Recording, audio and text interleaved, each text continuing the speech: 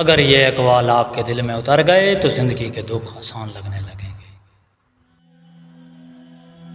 ہر کامیابی وقت مانگتی ہے، اس لیے جلدی کے بجائے مستقل مزاجی اختیار کرو، کیونکہ صبر کا پھل ہمیشہ میٹھا ہوتا ہے۔ اپنے دل کو صاف رکھا کرو، کیونکہ صاف دل والا ہر حال میں خوش رہتا ہے، اور اللہ بھی ایسے لوگوں سے محبت فرماتا ہے۔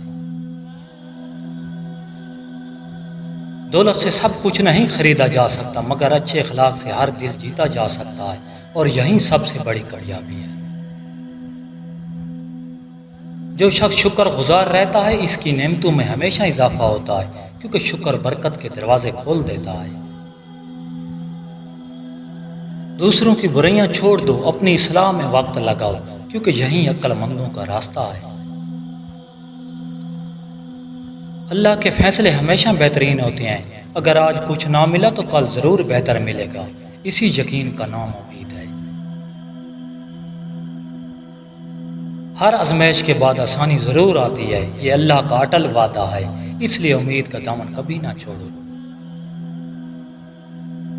جو دل امید سے بھر جاتا ہے وہ نفرت اور مایوسی سے خالی ہو جاتا ہے، ایسا دل ہمیشہ مطمئن رہتا ہے۔